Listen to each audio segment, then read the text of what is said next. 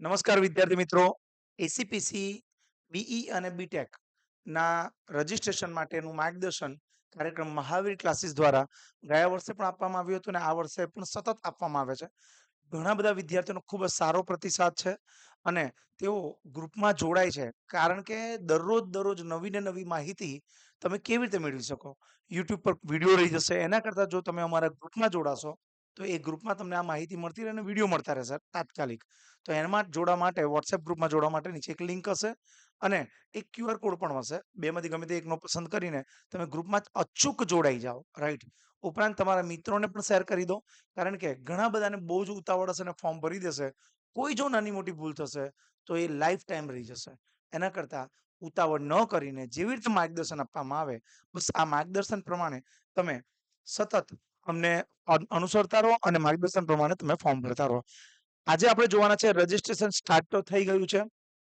Important dates, કઈ કઈ important dates છે જેને તમારે ધ્યાનમાં રાખવી પડશે અને શક્ય તો તમે નોંધી પણ રાખજો.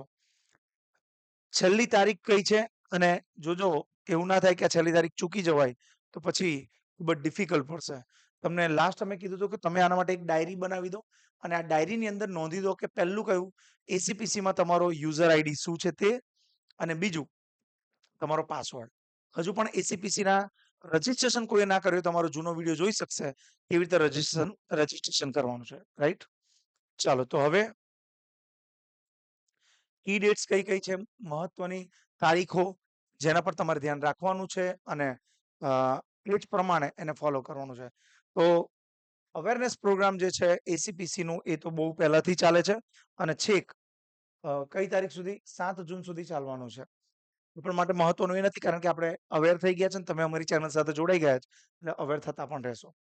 લાસ્ટ ડેટ ઓફ રજીસ્ટ્રેશન જે છે, last date of registration four admission, એટલે કે એસીપીસીમાં જો લાસ્ટ ડેટ જે છે એસીપીસીના રજીસ્ટ્રેશન માટે, એ છે 31 મે, રાઈટ. 31 મે સુધી કરવાનું રહેશે અને રિઝલ્ટ આવી જશે તમારું 12 સાયન્સનું અને ગુજકેટનું, તો આપણે એન્જિનિયરિંગમાં બીઈ બીટેકનું રજીસ્ટ્રેશન પણ કેવી રીતે ફિલઅપ કરવાનું છે એ પણ તમને બતાવી દઈશું. Declaration of provisional merit list, એટલે તમે જ્યારે ભરશો, રાઈટ, તમારા માર્ક્સ એડ કરશો ત્યારે એક પ્રોવિઝનલ લિસ્ટ આવશે. તમને ખબર પડશે કે તમારો રેન્ક કયો છે આખા ગુજરાતમાં, તો એ 12 જૂને ડિક્લેર થશે. ઓકે, એટલે બહુ ટૂંકી પ્રક્રિયા નથી, એટલે જ કઈ ઉતાવળ નહીં, શાંતિથી જઈશું, રાઈટ. એટલે declaration of provisional merit list. પછી છે publication of revised final list.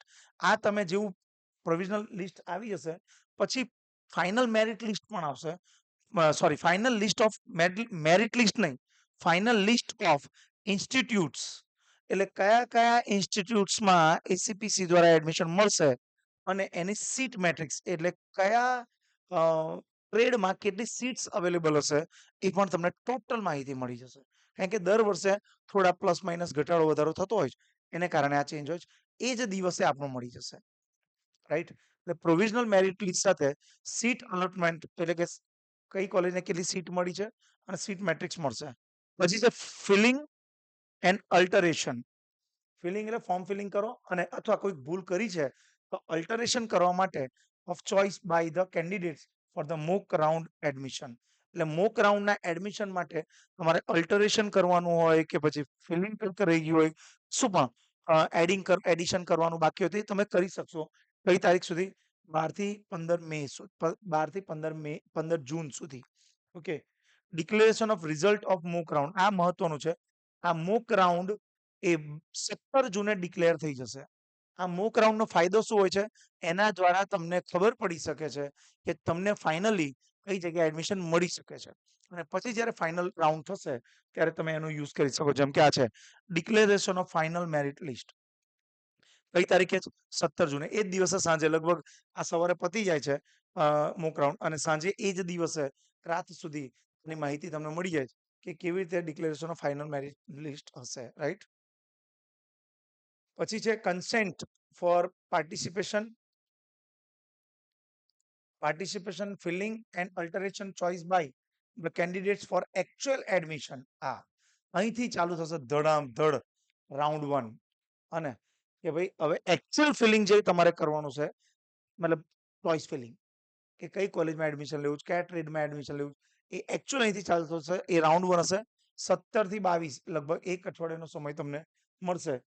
અને આ દરમિયાન છે ને વિદ્યાર્થી મિત્રો અમારી સાથે જોડાયેલા રહેજો, કારણ કે બહુ જ બધા કન્ફ્યુઝન હોય છે. બહુ જ બધા. અને લોકો કંઈક કહેશે જુદું, થશે કંઈક જુદું, એના કરતા ટુ એન્ડ અમારી સાથે જોડાયેલા રહેશો. સંપૂર્ણ માહિતી મળતી રહેશે. અને એટલે જ કહે છે કે અમારા ગ્રુપમાં જોડાઈ જાઓ, તમારા મિત્રોને પણ જોડી દો અને એમને પણ મોકલી દો. Declaration of first round of allotment list તમને 25 જૂને એક્ઝેક્ટ પહેલો રાઉન્ડનું જે અલોટમેન્ટ હશે તે મળી જશે. અલોટમેન્ટ કેવી રીતે થશે એ બધું સમજાવીશું.